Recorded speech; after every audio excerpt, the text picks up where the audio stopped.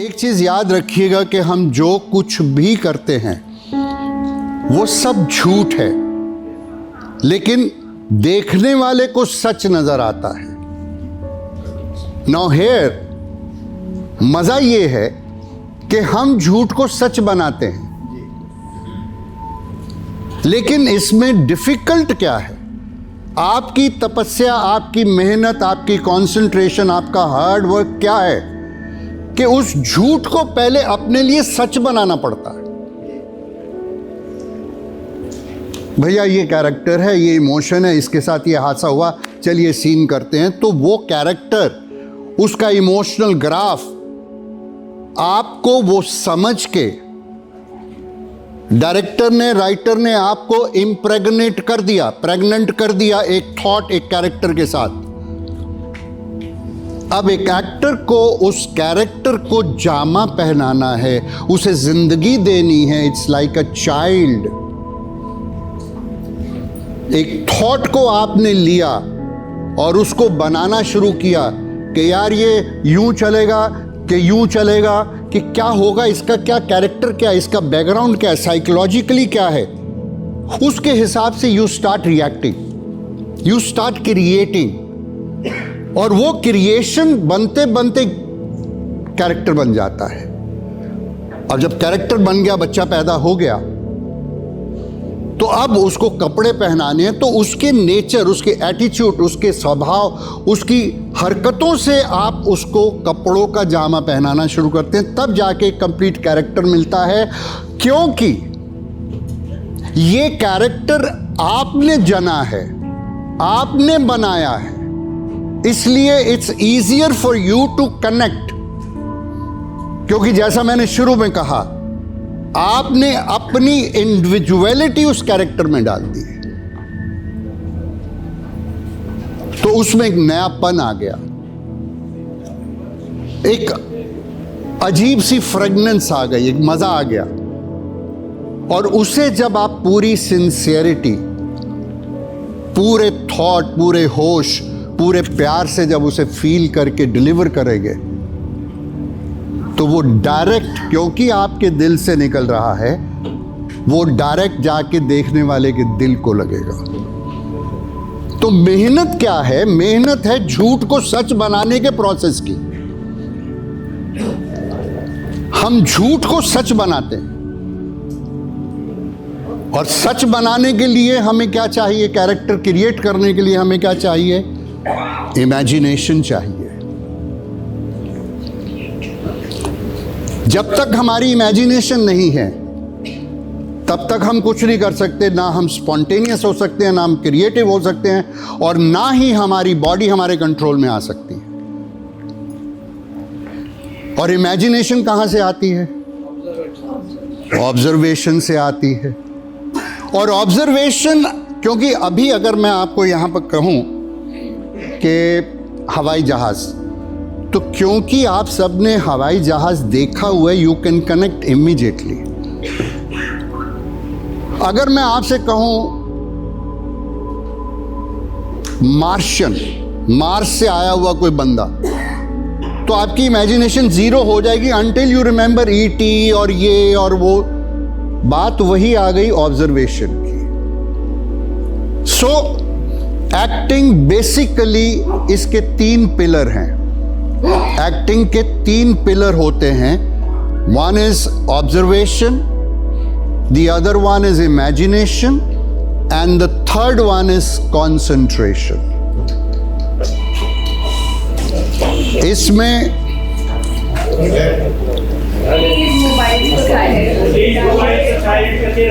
हो गया क्या? और आप जल्दी तो उठाओ। प्लीज आवाज मत कीजिए। सोनाली, और आप लोग भी। सो द 3 मेन पिलर जो एक्टिंग के हैं is concentration, observation and imagination. अब ऑब्जर्वेशन इज लाइक फ्लोर, धरती। आप एक बंगला बनाना चाहते हैं, तो सबसे पहले आपको जमीन चाहिए। दैट इज ऑब्जर्वेशन, जो जमीन है आपकी इमेजिनेशन की।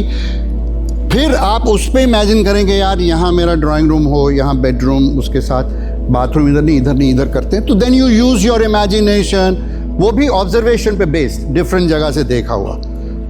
Then you use your imagination to create a house. But दोनों चीजें पुख्ता तब बनेंगी जब विद टोटल कॉन्सेंट्रेशन आप उसको बनाएंगे। तो these are the 3 pillars called observation, concentration and imagination. Now, observation is very, very important as I told you. लेकिन observation हम आज की दुनिया में, आज की लिविंग में, आज की प्रॉब्लम्स में, आज की हज़ारों चीज़ों में इतने बिजी हैं, इतने इन्वॉल्व्ड हैं कि हम लम्हा नहीं जीते, ऑब्जर्व नहीं करते। क्योंकि ऑब्जर्वेशन के लिए you have to live the moment, because moment, वर्तमान, present is the only truth. ये गीता में भी लिखा है कि सत्य है तो सिर्फ वर्तमान है। क्योंकि हम इतने भरे पड़े हैं, हम वर्तमान में रहते ही नहीं, तो हमारी ऑब्जर्वेशन उस लेवल की हो ही नहीं सकती जो हमारी इमोशनल मेमोरी में चली जाए। हमारी ऑब्जर्वेशन सुपरफिशियल होती है। मुझे बताइए, कभी आपने पहली बारिश की फुहार पे खड़े हो के वो पहली बूंदें जो पड़ी हैं उसका मजा लिया है दिल से? बहुत बहुत कम लोगों ने लिया होगा। कभी आपने बहुत भूख लगी है और खाना लिया और पहला कौर, पहला निवाला आपने तोड़ के मुंह में लिया और वो जो सेटिस्फेक्शन हुई, या बहुत ज़ोर से लगी हुई है और आप ढूंढ रहे हैं यार क्या करूं, तो हाँ, ये मेरा सीन था सत्ते पे सत्ता में। तो ये जो ऑब्जर्वेशन है of living the moment is the only truth. जब तक हम वर्तमान में जिंदा नहीं रहेंगे तब तक वो चीज हमारे अंदर नहीं समाएगी। ऑब्जर्वेशन मीन्स अंदर समाना, एक हो जाना। और इस तरह हम अगर हर चीज को ऑब्जर्व करें, बाहर बैठे हुए हैं, देखें कि ये आदमी कैसे चलता है, इसका क्या है, तो एक्सटर्नल पॉइंट्स भी आपको मिल जाएंगे और इंटरनल पॉइंट भी मिल जाएंगे। किसी की चाल, किसी का बैठना, किसी का कोई अंदाज, कोई बात करते करते ये करता है। मेरी दादी करती थी, एक पिक्चर में मैंने यूज कर लिया। तो ये जितनी ऑब्जर्वेशंस हैं ये आप सिर्फ और सिर्फ प्रेजेंट में रह के कर सकते हैं। दिमाग कहीं और है और आप ऑब्जर्व कर रहे हैं, वो नहीं चलता। जैसा मैंने आपसे रिक्वेस्ट की थी कि मुझे आपकी total attention and mind free presence चाहिए, ताकि जो भी बातें मैं आपको बताऊं आप उन्हें समझ सकें, कुछ कैरी कर सकें। दूसरा, इसमें एक और बहुत अहम पॉइंट है कि बिकॉज आप सब लोग एक इंडिविजुअल कैरेक्टर हैं, तो मेरी 10 बातों में हो सकता है 3 बातें, 5 बातें, 4 बातें आपको नहीं सूट करती, आपके कॉन्सेप्ट के हिसाब से नहीं, ये गलत है, ये मुझे नहीं सही लग रहा, छोड़ दीजिए। Except only those points which you feel comfortable with, which go with your individual personality, which you are comfortable with, उसे हासिल कर लीजिए, उतना ही बहुत है। बट ये है कि दिशा, क्लियर दिशा होना बहुत ज़रूरी है in everything, in your approach to acting, to life, to personal relationships, to everything. क्योंकि एक्टिंग में वही है जो हम पर्सनल लाइफ में करते हैं। पर्सनल लाइफ में अगर हम बैठे, अभी यहाँ से ऐसे आ रहा है तो इधर से सडनली कोई आया कहता है, Paintal your mother is very serious, हैं क्या? तो I just react, realize and go for it. Same thing, हमें उतनी बिलीवेबिलिटी, उतनी ऑनेस्टी, उतनी सफाई के साथ we have to proceed we have to observe and keep it our emotional memory. In fact, it's a wrong word, keep it. It automatically goes to our emotional memory. अगर properly हमने एक चीज़ को देख लिया तो वो हमेशा के लिए हमारे इमोशनल मेमोरी में चला जाएगी। और ऊपर वाले का इतना अच्छा सिस्टम है, मेरे रोंगटे खड़े हो रहे हैं, इतना अच्छा। मैं शुक्रिया अदा करना चाहता हूं ऊपर वाले को कि जब इतनी ऑब्जर्वेशंस के बाद हमें कोई सिचुएशन दी जाती है, हमें कोई कैरेक्टर मिलता है जो हम करते हैं, उससे कनेक्टेड इमोशनल मेमोरीज जो हैं हमारी, जो ऑब्जर्वेशंस हैं, वही आगे आएंगी, दूसरी नहीं आएगी। लाखों में से उस कनेक्शन की बातें ही आपको आएंगी which will make you more spontaneous. मैं आज मंदिर में गया हूं तो मंदिर में मुझे दारू की बात नहीं आएगी, और अगर मैं मैखाने में गया हूं तो मुझे मंदिर नहीं याद आएगा। ये जो नेयामत भगवान ने हमें दी है, ये बहुत बड़ी नेयामत है कि लोग मेरे से पूछते हैं कि सर अगर हम ऑब्जर्व करते रहते हैं तो एंड टाइम पे कहाँ से आएगी। मैंने कहा वो भेजता है, बिकॉज जेन्युइनली आपने अगर उसे स्टोर किया है और जेन्युइन सिचुएशन में आप बिलीव कर रहे हो, उसमें जा रहे हो, उसमें हो, तो अपने आप वो इमोशन, वो मेमोरी आपको आके हेल्प करेगी। एंड देयर बाय, समझिएगा मेरी बात को, शॉट के सामने आप इम्प्रोवाइज करके एक स्पॉन्टेनियस एक्टर बन जाते हैं। स्पॉन्टेनिटी कहाँ से आती है? इस खजाने से आती है। ये खजाना जो सीरियसली आपने अपने आप को एक अच्छा एक्टर बनाने के लिए किया है। नाउ मैं चाहूँगा, एक रिक्वेस्ट है कि आप लोग एक 2 मिनट, जो मैंने ऑब्जर्वेशन और ये जो बातें की हैं, इसके लिए 2 मिनट जस्ट अपने आप से सोचिए, और अगर कोई सवाल है, कोई भी सवाल है, पूछिए। क्योंकि इंसान सवाल तभी पूछता है when he indulges into understanding that point। अगर आप समझने की कोशिश करते हैं तो ही सवाल उठते हैं, जब नहीं समझ आता। तो अगर आपके जहन में, दिमाग में कहीं कुछ क्वेश्चन आ रहा है, कोई सवाल, कोई डाउट, कोई बात, तो I'll try to clarify, I'll try to clear it। तो just think of it, because ये एक बहुत ही अहम चैप्टर है एक एक्टर की लाइफ में, observation. So please go ahead, think. अगर कोई सवाल आता है तो I am ready to answer. एक बार जावेद साहब ने कहा था जी कि दिलीप कुमार जी जो थे, the only method actor in this India. So what is the difference between method acting and another acting? नहीं, मैं समझ गया, मैं इनका रिपीट कर देता हूँ। इन्होंने कहा कि जावेद साहब ने कहा था कि दिलीप कुमार साहब was the only method actor। तो what is the difference between method acting and other acting? एक पुराने ज़माने में रशियन राइटर थे स्टैनिस्लावस्की, जिन्होंने थिएटर, ये सब थिएटर से रिलेटेड हैं, फिल्मों में बाद में यूज़ हुआ।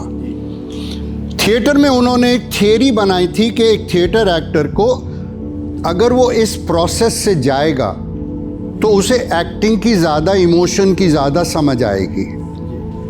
तो उनका जो प्रोसेस था वो बेसिकली थिएटर में रहा। फिर उसके बाद बहुत सारे टीचर आए, मेजनर आए, एल्डा आई, ये आई, वो आई, बहुत सारे लोगों ने अपने अपने हिसाब से उसे मॉडिफाई करना शुरू किया। तो वो सिस्टम जो है उसे नाम दिया गया method acting. Now method acting मैंने भी सीखी, और मेरे मेथड का ये रिजल्ट हुआ क्योंकि मैंने मेथड में अपने प्रैक्टिकल एक्सपीरियंसेस को ऐड करता गया, तो मेरा अपना वर्जन बन गया। Method acting is simply nothing but different exercises के थ्रू आप उसे बिलीव करने की क्षमता रखते हैं। इस पे मैं थोड़ा और आपको डिटेल में बता दूं हमारी एक्टिंग क्लासेस, इसीलिए मैंने कहा मैं आपको एक्टिंग सिखा नहीं सकता, आप सीख सकते हैं लेकिन मैं नहीं सिखा सकता, क्योंकि एक्टिंग क्लासेस एक लेबोरेटरी की तरह होती है। मैंने एज अ टीचर कुछ एक्सरसाइजेस बनाई हैं जो मैं करवाऊंगा शायद, एक्सरसाइजेस बनवाई हैं जिनके थ्रू आप क्लासरूम में सब कुछ भूल के उसे परफॉर्म करने में इतने इन्वॉल्व हो जाते हैं, इतने अपने आप को एक्सप्लोर करते हैं कि आपको समवेयर अपने अंदर की कैपेसिटी का ज्ञान होता है। So it is called a laboratory where you experiment on yourself with your emotions. तो इसलिए उस तरह उन्होंने बहुत सारी एक्सरसाइजेस बनाई, मैंने भी बनाई। तो हम अपने बच्चों को कहते हैं कि आप ये अगर रोज करोगे तो आपकी कंसंट्रेशन पावर, आपकी ऑब्जर्वेशन, आपकी इमेजिनेशन बढ़ेगी एंड आपकी believability in that moment of performing वो कायम रहेगी। वो सारे प्रोसेस को मेथड एक्टिंग कहते हैं। Okay sir, thank you. और मैं इस बात से मुत्तफिक नहीं हूं कि दिलीप कुमार साहब was the only method actor. No, he wasn't, वो नहीं थे। इशा जावेद साहब को गलत इंफॉर्मेशन मिली होगी। फर्स्ट मतलब उन्होंने कहा था फर्स्ट एक्टर। हाँ, ओके, फर्स्ट। लेकिन उसके बाद भी हमारे यहाँ इफ यू डोंट माइंड। जी सर। उसके पहले जो हमारे ये जिन्होंने पुकार बनाई थी, सोहराब मोदी साहब। हाँ, तो उस टाइम पे जो ना थिएटर के जैसा जो था, जी सर, बहुत जोर जोर से डायलॉग बोला करते थे, राजा आ रहे हैं, प्रधान रहे हैं। तो मतलब उनमें सोहराब मोदी जी के जो एरा के एक्टर्स थे, उसके बाद जो दिलीप साहब आए तो उन्होंने रियलिज्म एक्टिंग, मेथड एक्टिंग की जगह अगर आप यूज करें रियलिस्टिक एक्टिंग तो वो ज्यादा जायज होगा। दिलीप साहब वॉज मोर जायज, मोर रियल जो फील किया। हाँ जी, हाँ जी, करेक्ट, साइलेंटली मतलब बिल्कुल वो किया, बिल्कुल। हाँ, मतलब ये नहीं किया कि आ जा रहा है, थिएट्रिकल नहीं था। हाँ, यानी जो पहले जो था ना सर कि ये जो पहले सोहराब मोदी जी जो जिन्होंने पुकार बनाई, बहुत सी फिल्में बनाई, तो उस वक्त जितने भी एक्टर थे वो बहुत ऊंची ऊंची आवाज में चिल्लाते थे, बातें करते थे। तो ये दिलीप कुमार साहब के आने के बाद से तो उन्होंने अपने आप से जो भी महसूस करते हैं उस चीज को प्रेजेंट किया। बैठिए, आपने बिल्कुल सही कहा, बट उसमें सिर्फ मेरा मेथड एक्टिंग वाला पॉइंट था कि रियलिज्म लेके आए थे दिलीप साहब अपनी एक्टिंग में। Was very realistic in his approach to his characters. उसके बाद बहुत सारे अच्छे अच्छे, चंद्रमोहन साहब थे, बहुत सारे लोग आए, मोतीलाल जी थे, मोतीलाल जी वॉज बहुत ग्रेट एक्टर थे। कहने का ये मतलब है कि रियलिज्म बाद में आया, क्योंकि पहले तो आपको शायद मालूम होगा कि हीरोइंस भी लड़के बन के हीरोइन आते थे।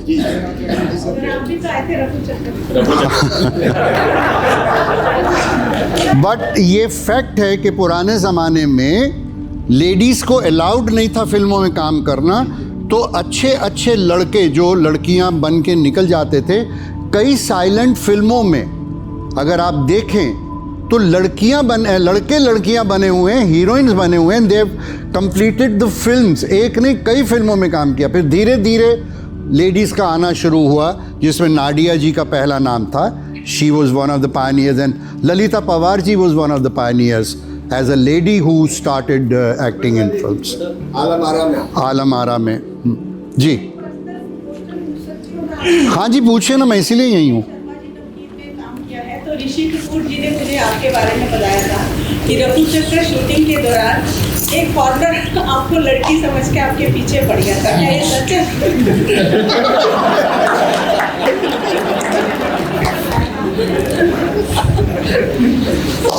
ये सच है।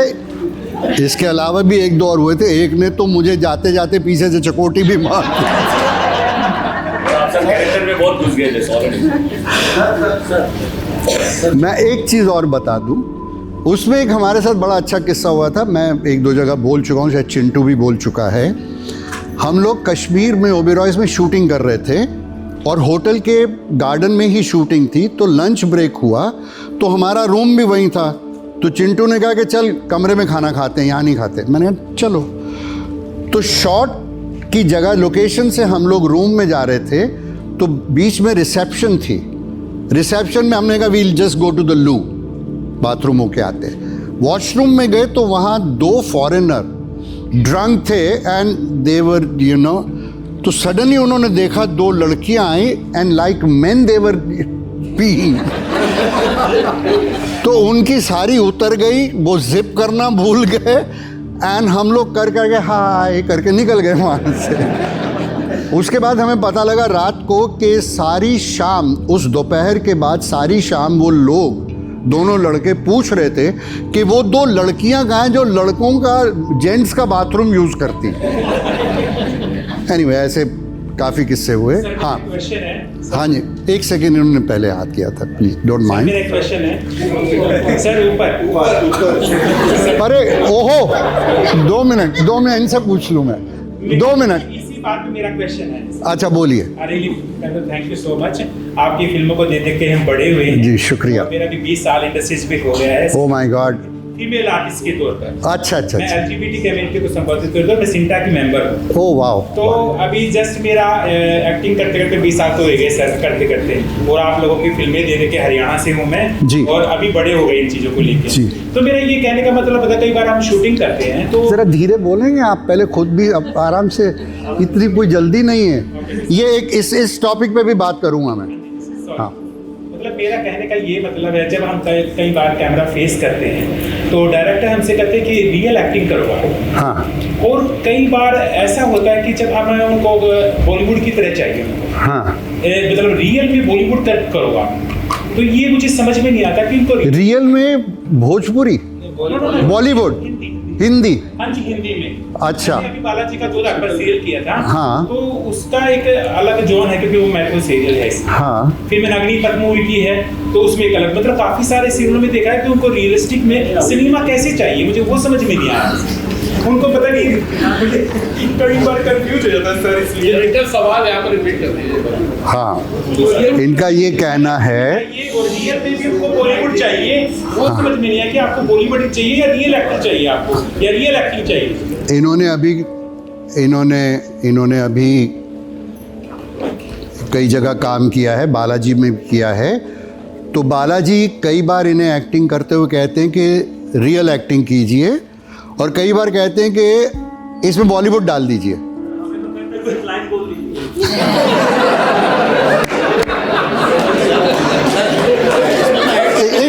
एक मिनट, मैं ये निपटा लूं आराम से, याद रखिए ना। मैं ये टॉपिक आप मुझे याद दिलाइएगा, ये बड़ा सीरियस टॉपिक है और बड़ा अहम है। इसके ऊपर मैं थोड़ी देर बात करूंगा आपसे। पहले इनका बता दूं कि ये मेरे जो पसंदीदा डायरेक्टर है जी, एक minute silence please. Shyam Benegal ji को मैंने फिल्में देखी हैं, बहुत सारी फिल्में श्याम बेनेगल की देखी हैं, और वो सिनेमा मुझे अंदर से महसूस होता है। वो इतना रियल सिनेमा है, इतने जैसे क्या मतलब बहुत एक्ट्रेस है, जैसे शबाना आजमी जी हैं। न्यू वेव, उस समय उसको न्यू वेव सिनेमा कहते थे। तो सिनेमा को देख के मुझे ऐसा लगता है कि मुझे वो एक्टिंग करनी चाहिए सामने, लेकिन जब वो कैमरे के सामने जब हम रियल करने की कोशिश करते हैं तो थोड़ा सा बॉलीवुड ले आओ, थोड़ा मसाला डाल दो उसमें, थोड़ा वो कर दो, वो समझ में नहीं आता। मैं अब समझाऊं, अगर आप लोग, अब मैं समझाऊं।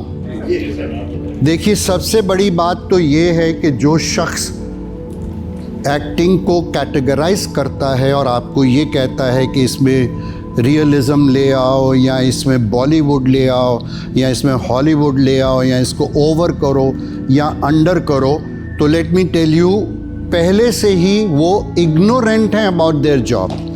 विद ड्यू रिस्पेक्ट, माफ़ी मांग के मैं कहना चाहता हूँ, क्योंकि जब आप एज अ कलाकार, एज एन एक्टर, अगर आप किसी चीज़ को, किसी कैरेक्टर को, किसी इमोशन को, किसी सिचुएशन को बिलीव करके उसको परफॉर्म करते हैं, तो ना वो कभी ओवर होगा, ना वो कभी अंडर होगा, ना उसमें बॉलीवुड की ज़रूरत होगी, क्योंकि it will straight connect with your heart. रही बात, एग्जाम्पल देता हूं आपको, आज अगर आप गाज़ा में बमबारी देखें या यूक्रेन में बमबारी देखें तो वहां जिनके रिश्तेदार बम में फटे उनके जो रिएक्शन आते हैं, they are so genuine, you can not feel कि यार ये ओवर कर रहा है, यार इसका बेटा मरा, ऐसे थोड़ी होता है।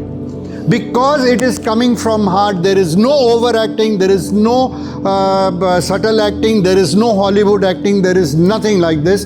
ये इनकी बेवकूफ़ी है जो लोग आपको ये पॉइंट आउट करते हैं कि आप इसको ऐसा करो ऐसा करो। अगर आपने ऑनेस्टी के साथ, उस प्यार के साथ उस कैरेक्टर, उस सीन को कनेक्ट किया है तो कोई क्वेश्चन नहीं करेगा। और ये जो कमर्शियल हमारे प्रॉब्लम क्या आ गई है कि हमारी क्रिएटिविटी में और हमारे कमर्शलाइजेशन में जो गैप है, उसकी वजह से हमारा सिनेमा कहीं ख़राब होता जा रहा है, हमारा टेलीविज़न कहीं ख़राब होता जा रहा है। जैसे इन्होंने कहा कि हमें सिर्फ बोलते हैं डायलॉग बोल दीजिए, लेकिन उसका भी मैं जवाब दूंगा बाद में, but please don't take it seriously. आप जेन्युइनली अपने कैरेक्टर को कंसीव करके, उसमें बिलीव करके, पूरे फेथ और पूरे कॉन्फिडेंस के साथ परफॉर्म करेंगे तो अगर इतना सा भी इंटेलिजेंट है डायरेक्टर तो ही विल अप्रिशिएट, ताली मारेगा, नॉट क्रिटिसाइज से कि इसमें ये भी डाल दो, ये भी डाल दो। वो सिर्फ टीआरपी एंड कमर्शियल कैनवस के under they do it because उन्हें भी 4 लोगों को खुश करना है, बिकॉज वो भी उतने केपेबल नहीं हैं जितने दे ट्राइंग टू अपनी पोजीशन, अपना डायरेक्शन, अपना जॉब सिक्योर करने के लिए। This is what is my reaction to it. I hope. हाँ जी, आप बड़ी देर से कह रहे थे। अब ये देखा गया है कि पास्ट में बहुत सारे एफर्ट्स लिए जाते थे हर एक प्रोजेक्ट के लिए। अब रिसेंटली क्या हो रहा है कि हम एज एन एक्टर सेट पर वेट कर रहे हैं, स्क्रिप्ट लिख कर आ रही है 10 मिनट में और हमको दी जा रही है कि भाई आप परफॉर्म करिए, चलिए। हाँ ठीक है, एक्टर एज एन एक्टर हम इमेजिनेशन और इम्प्रोवाइजेशन और ऑब्जर्वेशन की दुकान है, या हमारे पास भंडार है, तो जो भी एक्टर निकालना हम निकाल लेते हैं ऑब्जर्व करके, भाई ये चीज़ होनी चाहिए। हम अगर वकील प्ले कर रहे हैं या जज प्ले कर रहे हैं या कॉप प्ले कर रहे हैं तो ये चीज़ें हमारे जहन में होनी चाहिए कि हम ये किस तरह से करेंगे। अब क्या हो जाता है कि जब हमें 10 मिनट पहले स्क्रिप्ट दी जाती है, 10 मिनट पहले स्क्रिप्ट दी जाती है, जो आजकल बहुत हो रहा है। मैंने पिछले 1-1.5 साल में ऐसा बहुत एक्सपीरियंस किया है कि भाई स्क्रिप्ट आ रही है और 10 मिनट पहले स्क्रिप्ट दी जाती है और बंदा सुबह से लेके शाम तक, रात तक बैठा हुआ है और रात को 9, साढ़े 9 बजे स्क्रिप्ट आ गई कि सर आप शूट करेंगे। अब ये शूट जब शुरू होता है तो वहाँ पर ये हो जाता है कि जैसे कि हम ऑब्जर्व करके उसको डिलीवर करते हैं, एक्टर तो एवर रेडी होता है करने के लिए, लेकिन ये एफर्ट्स जो है कहीं हो नहीं रहा है आजकल। तो उसमें एज एन एक्टर हमारा इनपुट या हमारा कंट्रीब्यूशन किस तरह से हम इम्प्रूव कर सकते हैं, इसके बारे में प्लीज़ आप बताइए।